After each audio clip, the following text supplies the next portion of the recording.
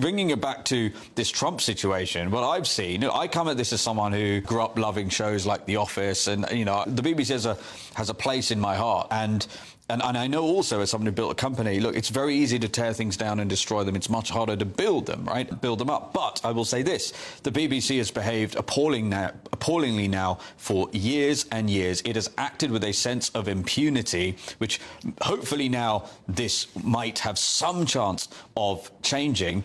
The speech in question, what really worries me, Michelle, the reason why I'm not that bullish that this will be a turning point for the BBC, is that senior figures at the BBC keep using the word mistake to describe this. Now, I get it.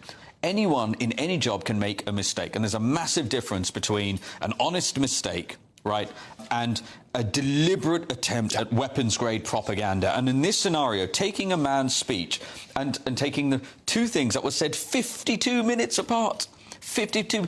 Anyone could take clips of us speaking where we've said things 52 minutes apart and make them sound like, and here's what they did. They made it sound like he was saying the opposite of what he actually did. And instead of, and my understanding, by the way, is Tim Davie actually knew about this dossier and didn't say anything. If they really cared about the reputation of the BBC, and maybe he'd have stood a chance, by the way, of keeping his job and retaining some trust in the BBC if he'd gone out, said this was a huge problem and apologised. And instead you had senior figures at the BBC, including big news presenters actually, kept using the word mistake. And any reasonable person assessing this on its merits knows this is not a mistake, it's insidious. And sadly, Michelle, all these issues only ever seem to go in one direction. I'm afraid the BBC newsroom has a serious problem. I think it is rotten. I hope it is repairable, but there's no evidence to suggest that it is.